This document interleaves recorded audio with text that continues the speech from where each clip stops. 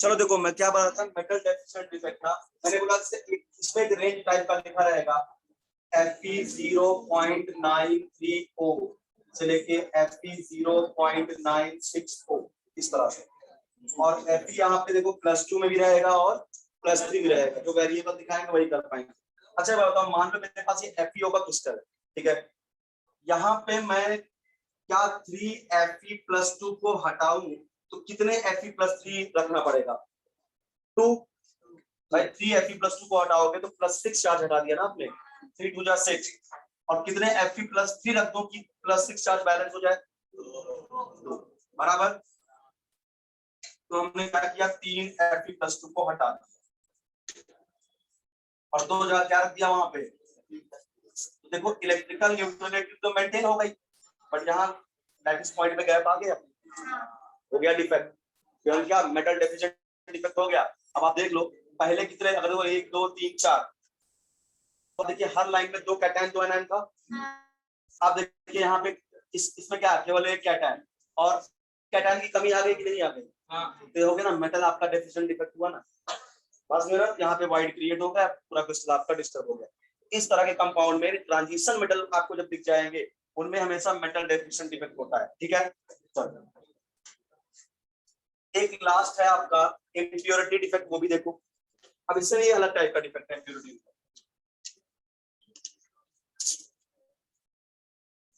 अब इससे क्वेश्चन कराऊंगा, परेशान मत।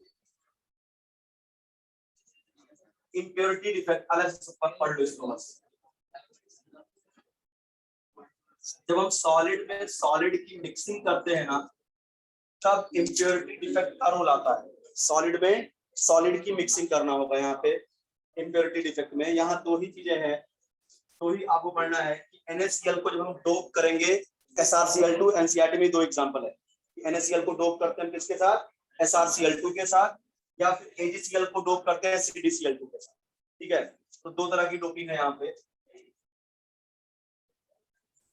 When NaCl is doped with SrCl2,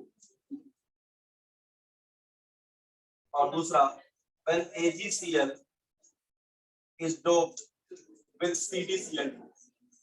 doping का मतलब बेटा इम्प्योरिटी की मिक्सिंग करना।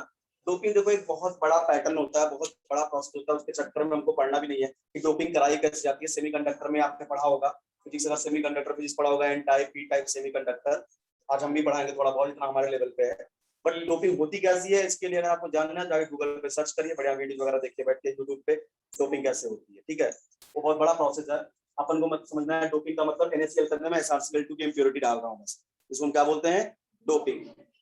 ये वाला ज्यादा पॉपुलर है अपने पास, NaCl की डोपिंग इसके साथ SrCl2 के साथ। इसका न्यूमेरिकल भी आता है, डायरेक्ट क्वेश्चन पूछते हैं कितनी कैटायन वैकेंसी क्रिएट हो, ठीक है। एक बात समझो, मान लो मेरे पास NaCl का क्रिस्टल है,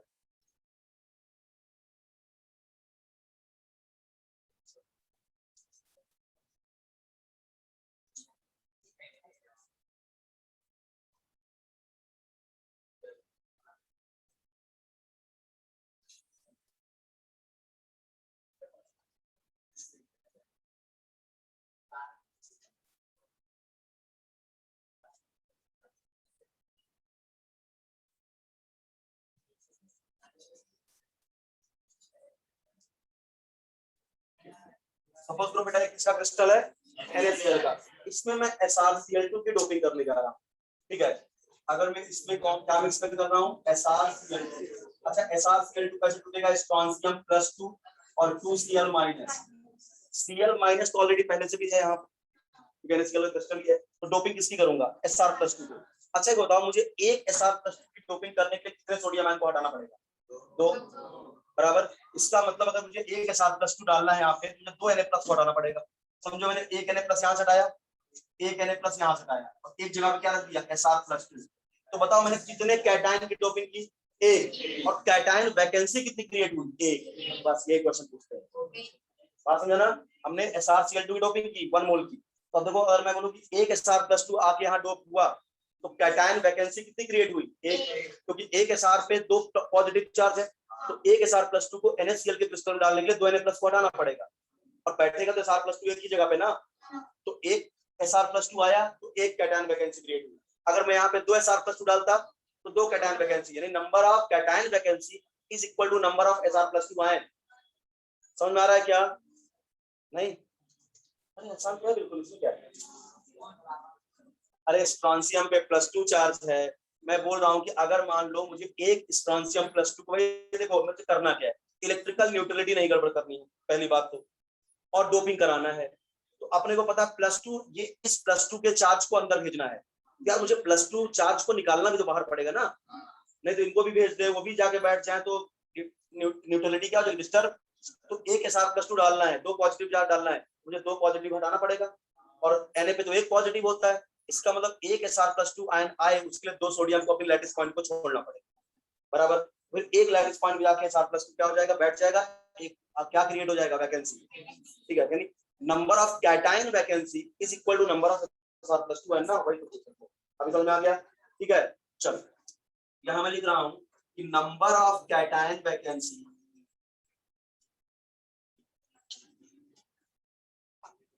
is equal to number of Sr+2 ions। ठीक है, नंबर ऑफ Sr+2 ions, इसमें एक न्यूमेरिकल भी बनता है, कंसंट्रेशन वगैरह कैटायन वैकेंसी, उससे भी लास्ट में करूंगा उसको। ठीक है, ये हो गया डोपिंग, इसको मैं नहीं पढ़ाऊंगा CdCl2, क्योंकि सारा क्वेश्चन पूछा जाता है Sr2। बता दिया डोपिंग के 2 एग्जांपल याद रखना, बट जो समझाया वो ध्यान रखना, यहाँ भी सेम वही होगा। दिमाग लगाओ, Ag पे +1 का चार्ज, Cd पे +2 का चार्ज। इसका मतलब मैं बताऊं कि अगर मैं एक Cd+2 डालूंगा, 2 Ag+ हटाना पड़ेगा, तो number of cation vacancy is equal to number of cadmium ion, बराबर है ना, जितना ये डोप करोगे आप। तो बस हो गया खत्म, डिफेक्ट आपका हो गया खत्म। अब आते हैं, छोटी छोटी बातें कर लेते हैं जो स्टार्टिंग मैंने छोड़ दिया था। Type of solid, crystalline solid, amorphous solid, crystalline के टाइप क्या होते हैं, ये सब कवर कर देता हूँ। टाइप ऑफ क्रिस्टल सिस्टम कितने होते हैं, ब्रेविस लैटिस कितने होते हैं, छोटी छोटी बातें डायरेक्ट इसको कवर करते हैं।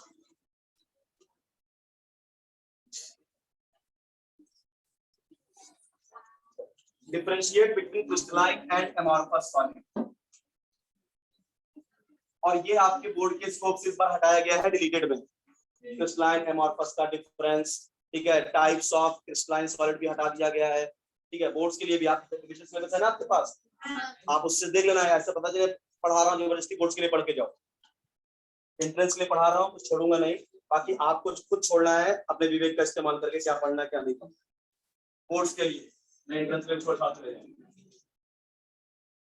Amorphous solid.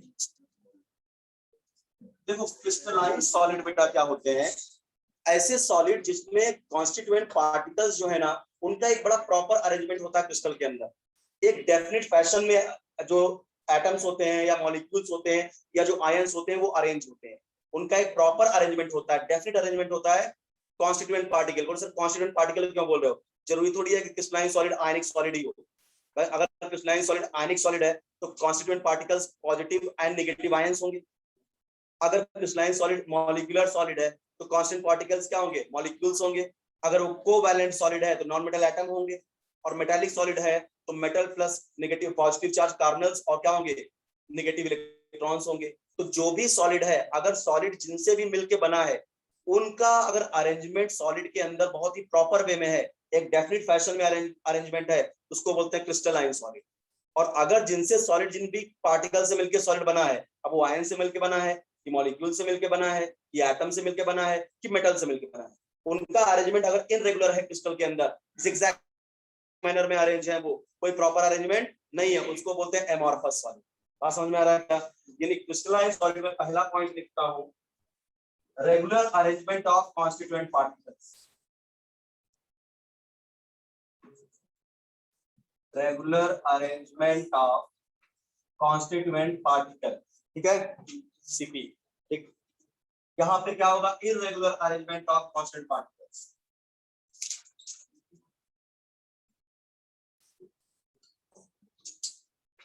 Arrangement of constituent particles related syllabus तुम लोगों को पता रहता है ना, नहीं पता रहता, नहीं पता रहता, जब एग्जाम होता है भरपूर पता रहता। ठीक है, जब पेपर 1 किया जाता है तो क्लास मिलाते हो, अरे ये तो डिलीटेड किया गया है, नहीं तुम्हें पूरा चैप्टर आए ना आए तुमको भरपूर पता है डिलीटेड क्या है। ठीक है, ये रहता है, एग्जाम के बाद तुम चिल्लाते हो अरे ये तो डिलीटेड पोर्शन दिया गया है। ठीक है, चलो, दूसरा डिफरेंस बेटा बहुत इंपॉर्टेंट है कि जो क्रिस्टलाइन सॉलिड होते हैं वो एनआइसोट्रॉपिक होते हैं। ध्यान रखना है, पूछा भी जाता है, एनआइसोट्रॉपिक होते हैं। अभी मैं मतलब समझाता हूँ। और ये एमॉर्फस सॉलिड आइसोट्रॉपिक। अब इसका मतलब समझना पड़ेगा। एनआइसोट्रॉपिक का मतलब होता है different physical properties in different direction. Anisotropic का मतलब क्या हुआ? Different physical properties, different physical properties in different direction, different direction. Isotropic का मतलब होता है same physical property in all direction. ठीक है, same physical property in all direction.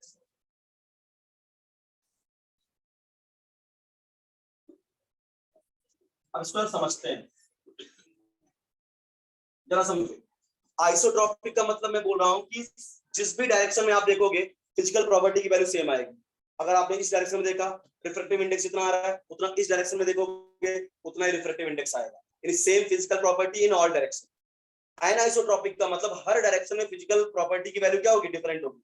इस वाले डायरेक्शन में देखा तो रिफ्रैक्टिव इंडेक्स कुछ अलग आ रहा है, इस डायरेक्शन में देखा तो रिफ्रैक्टिव इंडेक्स कुछ क्या आ रहा है? अलग। It different physical property in different direction, इसको बोलते हैं एनाइसोट्रॉपिक। कुछ ऐसा समझो, मान लो सपोज करो मैं आपसे बोलूंगा, आप मान लो किसी शादी वगैरह में गए हो, अपनी नहीं किसी दूसरे के, ठीक है? हाँ, तो शादी क्या है, खुश हो रही हो, ठीक है, चलो समझो।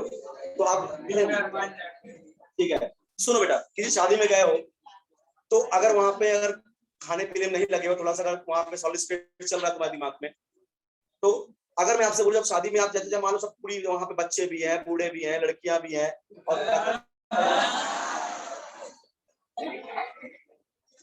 तुरंत मानसिक रूप से कमजोर लोगों को मजा आ गया, ठीक है, समझो। तो क्या होगा बेटा, लड़कियां हैं, औरतें हैं, ठीक है, सब मिक्स है पूरी शादी में। अब आप बताओ, अगर आप इसी डायरेक्शन में देखोगे तो आपको क्या कुछ डिफरेंशिएट कर पाओगे क्या? इधर देखे सारा सेम वही चीज दिख रहा है, इधर भी देखे सब मिक्स है ना, तो समझ में आ रहा है। किसी को ढूंढना भी है तुमको तो हर तरफ तुमको सब एक जैसे दिखेंगे, बराबर है? क्या है आपका? Same physical property in all direction, ठीक है। लेकिन अगर उसी मैरिज हॉल में मैं एक व्यवस्था कर दूं, भाई बच्चे यहाँ बैठेंगे, लड़कियां वहां बैठेंगी, ठीक है, लड़के यहाँ बैठेंगे, ठीक है, तो क्या होगा? आपको किसी को ढूंढना तो आसान तो हो गया। तब आप इस डायरेक्शन देखो केवल बच्चे दिखाई देंगे, अब जहाँ लड़कियां बैठी वहां बच्चे थोड़ी बैठेंगे। तो क्या हुआ? डिफरेंट फिजिकल प्रॉपर्टी क्या हुआ यहाँ पे? इन डिफरेंट डायरेक्शन। इधर बच्चे बैठे तुमको बच्चे दिखाई देंगे, उधर बूढ़े बैठे तो बूढ़े दिखाई देंगे, अलग अलग फिजिकल प्रॉपर्टी अलग अलग डायरेक्शन में। समझ में आया?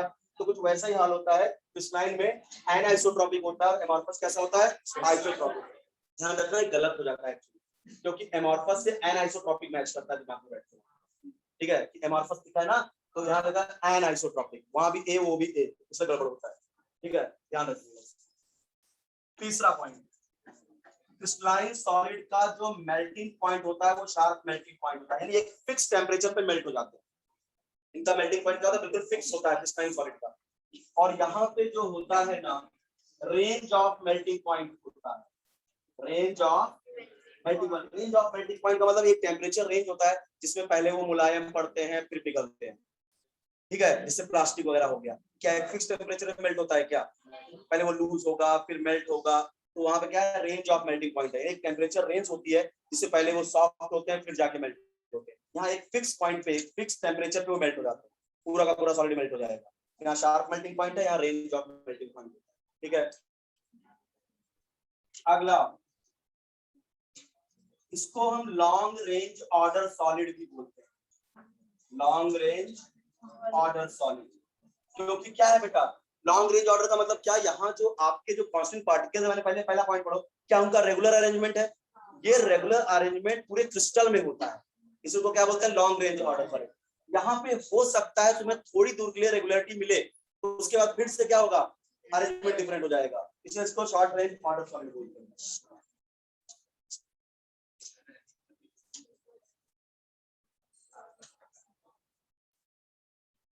अगला पॉइंट देखो, यहाँ पे crystalline solid is also called true solid.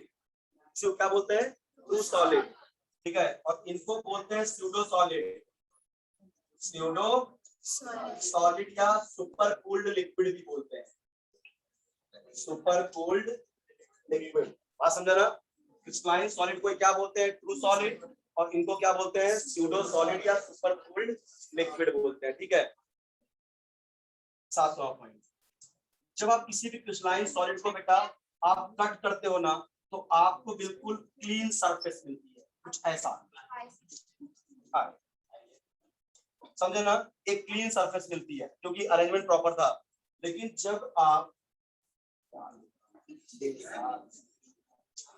Number focus नहीं ना बेटा, इसको जब कट करते हो ना, तो आपको ऐसे रफ सरफेस मिलती है क्योंकि प्रॉपर अरेंजमेंट ही नहीं है। बात समझा ना? अब अगला आता है, इनकी एग्जांपल याद कर लिया जाए। जितना भी तुम अभी तक पढ़े हो सब क्रिस्टलाइन पढ़े हो, NaCl, KCl, caesium chloride, ZnS, fluoride, anti fluoride, जो भी आज सुबह पढ़ा रहा हूँ सब क्रिस्टलाइन सॉलिड। ठीक है, तो यहाँ पे क्या होगा? NaCl, KCl, caesium chloride, CaF2, Na2O। ठीक है, ये सब हुआ। और एक याद करना, यहाँ पे जो क्वेश्चन पूछते हैं सिलिका का पूछते हैं। सिलिका की बेटा दो वैरायटी होती है, SiO2। एक क्रिस्टलाइन वैरायटी होती है जिसको हम क्या बोलते हैं? क्वार्ट्ज। ठीक है, तो क्वार्ट्ज आता है क्रिस्टलाइन में और सिलिका आता है एमॉर्फस। ये फंसाते हैं आप। ठीक है, SiO2 की दो वैरायटी। ठीक है, एक होती है क्वार्ट्ज, एक होती है सिलिका। ठीक है, जो क्वार्ट्ज होता है वो क्रिस्टलाइन में आता है। अगर तुमसे पूछे क्वार्ट्ज कैसा सॉलिड है तो क्रिस्टलाइन, और केवल पूछे सिलिका SiO2 कैसा है आप बोलोगे एमॉर्फस। बात समझा ना? ध्यान रखिएगा यहाँ पे कि जो आपका SiO2 है, अगर यहाँ लिखा ये क्वार्ट्ज है तब इसका आंसर होगा क्रिस्टलाइन। ठीक है, और यहाँ SiO2 और सिलिका लिखा है, ये होगा एमॉर्फस। बात समझा ना? ध्यान रखिए कि ज्यादा इंपॉर्टेंट एग्जांपल हो गया। बाकी तो आप सब सुबह से पढ़ रहे हो, फ्लोराइड, एंटी फ्लोराइड और सारे स्ट्रक्चर में पढ़ा। ठीक है, यहाँ पे ध्यान रखिएगा SiO2 और क्वार्ट्ज बोले तो क्रिस्टलाइन, और सिलिका बोले तो एमॉर्फस। और एमॉर्फस में कौन से एग्जांपल है? बहुत सारे। ग्लास हो गया, रबर हो गया, चॉक हो गया। ठीक है, जितने भी प्लास्टिक वस्टिक सब यार इसमें। ठीक है, ये सब क्या होंगे? Amorphous solid. बात समझा ना? ग्लास तो कई बार पूछा गया है, ज्यादा following the super cold liquid, उसमें ऑप्शन रहता है ग्लास।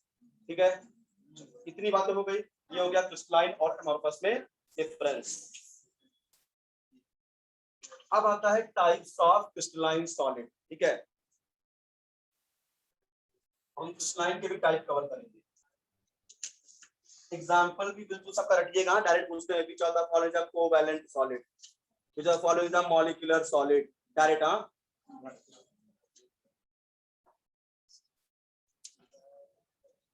चलिए बात कर लेते हैं टाइप्स ऑफ क्रिस्टलाइन सॉलिड। भाई बात मत करो आप लोग यार।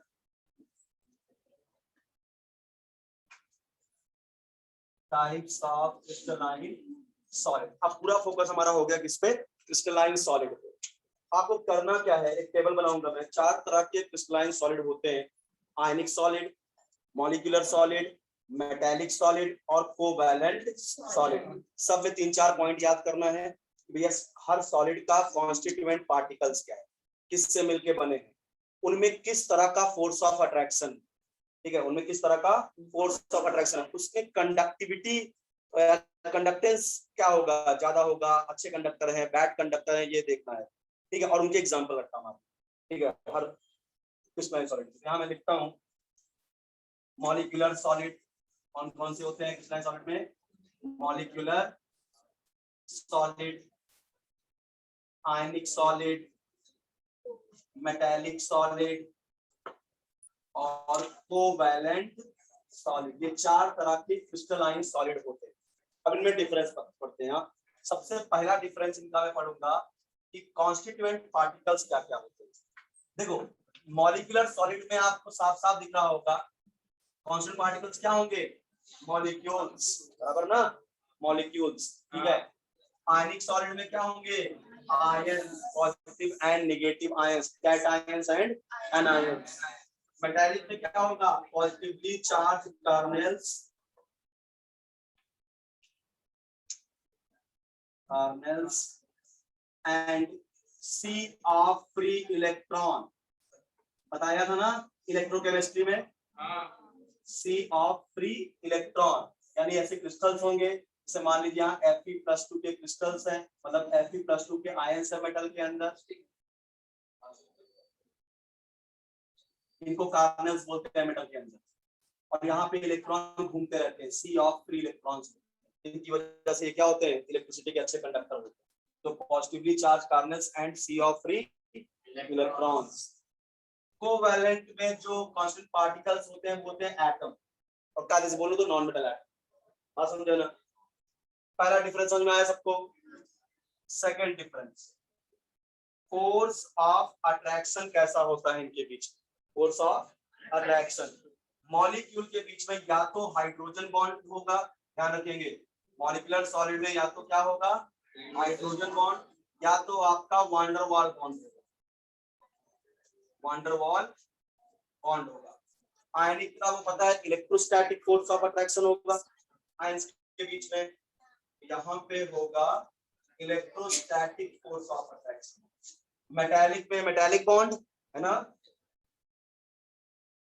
मेटालिक बॉन्ड, और यहाँ पे covalent bond, force of attraction covalent bond होगा। अब सबसे इंपॉर्टेंट है इनके एग्जांपल रखना मान, ठीक है, ध्यान रखेंगे। तीसरा, इनके एग्जांपल्स क्या होते हैं, तो मैं एनसीईआरटी जितना लिखा है सब यहाँ उठा के लिख रहा हूँ, ध्यान से देखो।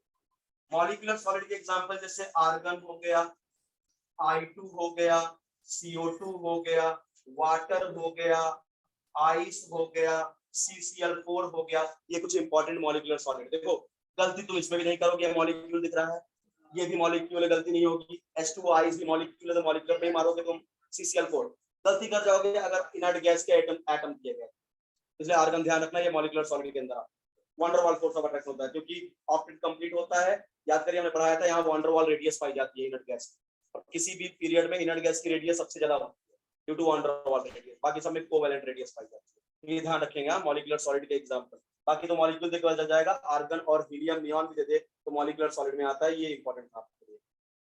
आयनिक सॉलिड पे तुमको टेंशन नहीं लेना, जितना अपन ने पढ़ा है NaCl, KCl, caesium chloride, magnesium oxide, zinc sulphide, ये सब क्या है, आयनिक सॉलिड, बराबर। पॉजिटिव और नेगेटिव आयंस के क्या है, पार्टिकल्स, कांस्टेंट पार्टिकल्स।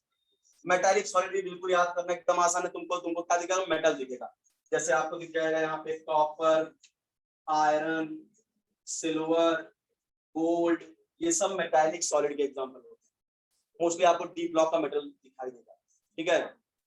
कोवैलेंट में आपको जैसे बहुत इंपॉर्टेंट यहाँ पे silicon carbide, SiO2, silica, diamond, graphite, ठीक है, एल्यूमिनियम नाइट्राइड एक्सेट्रा, सारे के सारे याद कर लेना, ठीक है। डायरेक्ट पूछेंगे which of the following is a covalent solid, ठीक है। और ये कोवैलेंट सॉलिड होते हैं ना बेटा, ये सब पॉलीमेरिक फॉर्म में एग्जिस्ट करते हैं, इनको जायंट सॉलिड भी बोलते हैं, उनका नेटवर्क लाइक स्ट्रक्चर होता है, ये नेटवर्क सॉलिड भी बोले, ध्यान रखना। कोवैलेंट सॉलिड पूछे या नेटवर्क सॉलिड पूछे या जायंट सॉलिड के एग्जांपल पूछे तो यही वाले होते हैं, क्योंकि ये सब पॉलीमेरिक चेन में एग्जिस्ट करते हैं और पॉलीमर के फॉर्म में एग्जिस्ट करते हैं, और बहुत ही ज्यादा क्या होता है बेटा, जायंट स्ट्रक्चर होता है, पॉलीमेरिक फॉर्म में एग्जिस्ट करते हैं। तो सिलिकॉन कार्बाइड, सिलिका या सिलिकॉन कार्बाइड है, तो सिलिकॉन का जितने भी है सब कहाँ पे आ रहे हैं, कोवैलेंट में, चाहे वो सिलिका हो, SI हो, सिलिकॉन या सिलिका हो या सिलिकॉन कार्बाइड हो। कार्बन के डायमंड ग्रेफाइट भी कहाँ आ रहे हैं, कोवैलेंट में, और एल्यूमिनियम नाइट्राइड, जितने भी पॉलीमेरिक स्ट्रक्चर है सब कोवैलेंट में आते हैं, और इतना मुझे लगता है मैंने भी एनसीईआरटी से काम की चीजों को यहाँ उठा के लिखा, इतना ध्यान रखना, समझ में आ रहा है क्या? चलिए, तो एग्जांपल रट्टा मार लेना भैया, पॉलीमेरिक या जायंट सॉलिड पूछेगा तो वो वाला होगा, ठीक है, या नेटवर्क सॉलिड भी इसको बोलते हैं, नेटवर्क सॉलिड। अगला चौथा पॉइंट, इलेक्ट्रिकल कंडक्टिविटी की रेंज बताइए, इलेक्ट्रिकल कंडक्टिविटी के बारे में कमेंट करें। तो देखो बेटा, मॉलिक्यूलर सॉलिड तो मोस्टली इंसुलेटर होगा, क्योंकि यहाँ पे फ्री आयंस आपको मिलेंगे नहीं जो इलेक्ट्रिसिटी को कंडक्ट करें, यानी ये तो इलेक्ट्रिसिटी, ये क्या लिखेंगे इसको, इंसुलेटर। यहाँ पे ये तो क्या होगा, कंडक्टर एट एक्वस मीडियम या मोल्टेन स्टेट, याद करिए जो में बैड कंडक्टर होते हैं, बट पानी में डालने पर या उनको जब हम मोल्टन स्टेट में ले जाते हैं तब वो गुड कंडक्टर हो जाते हैं। रीजन क्या होता है, सॉलिड जो NaCl है ना उनमें फ्री आयंस नहीं होते। जब आप NaCl को हीट करते हो ना तो उस हीट से Na+ और Cl- के बीच का बॉन्ड, इलेक्ट्रोस्टैटिक बॉन्ड वीक हो जाता है और Na+ Cl- अलग हो जाते हैं, फिर वो माइग्रेट करते हैं। या फिर जब पानी में डालते हो तो पानी का डाइलेक्ट्रिक कांस्टेंट क्या करता है, उनके Na+ Cl- को क्या करता है, तोड़ देता है। तो ionic solids are bad conductor in solid state but they are good conductor in liquid or molten state। पूछा गया क्वेश्चन है कि solid NaCl is conductor, insulator, तो NaCl देखते ही फटाक से आंसर आता है कंडक्टर, और जो सॉलिड NaCl पूछा है। बात समझाना, ध्यान रखिएगा। Insulator in solid state, in solid state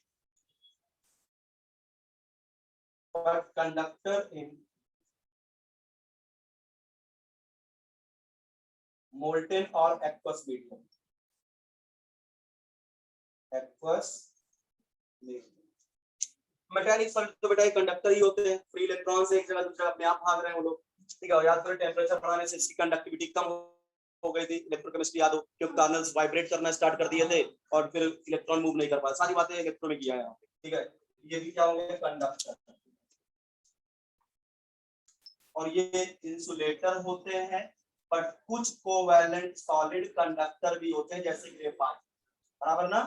तो ग्रेफाइट में फ्री इलेक्ट्रॉन्स होता है, तो ग्रेफाइट एकमात्र यहाँ पे ऐसा है जो कंडक्टर, ठीक है।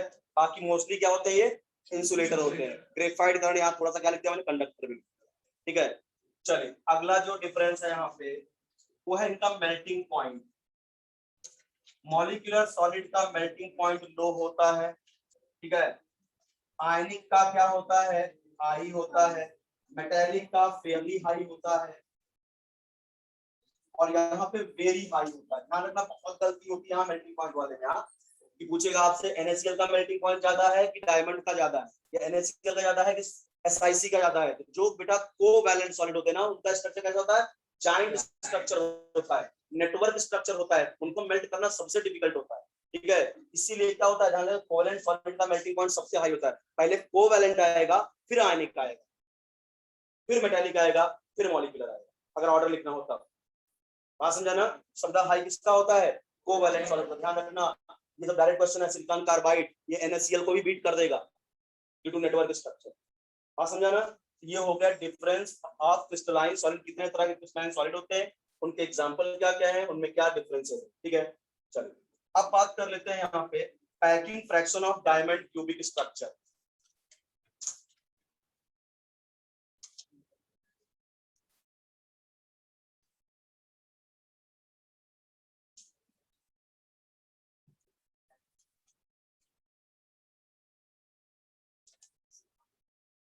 बात करते हैं packing fraction of diamond cubic structure.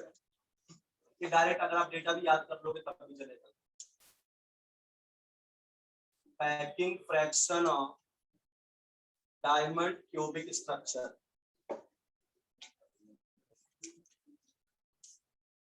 देखो डायमंड क्यूबिक को अगर आपको याद करना है कि डायमंड क्यूबिक का पैकिंग फ्रैक्शन कितना होता है, अपन लोग पैकिंग फ्रैक्शन का तो फार्मूला पता है। पैकिंग फ्रैक्शन का मतलब होता है total volume of unit cell में कितने वॉल्यूम में एटम है। याद करिए था Z इनटू क्या, volume of atom upon volume of unit cell into 100, दे देना पैकिंग फ्रैक्शन। तो अपने को डायमंड का समझना है तो अपने को पता है यार पैकिंग भी कार्बन ही बनाएगा, वाइड में भी कार्बन ही रहेगा। तो अगर आपको डायमंड के बारे में समझना है, दिमाग में चलाओ ZnS, ठीक है। आंसुआ पढ़ना जिंक ब्लेंड, जहां याद करो सल्फाइड आयन CCP पैकिंग बनाता था, याद आ रहा सुबह सुबह।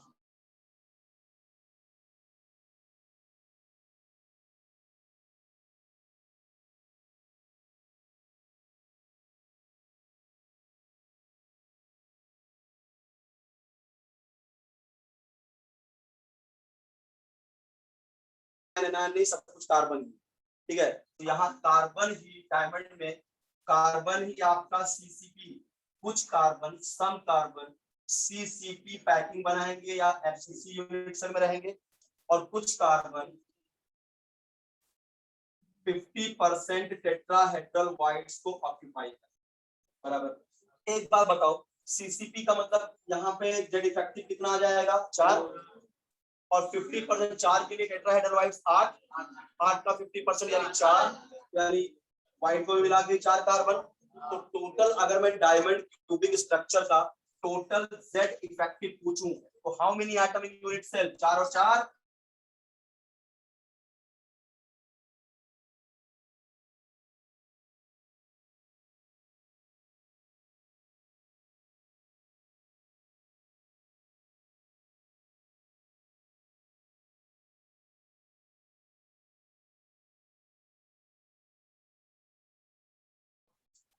अपॉन A क्यूब इनटू 100 ना। चलिए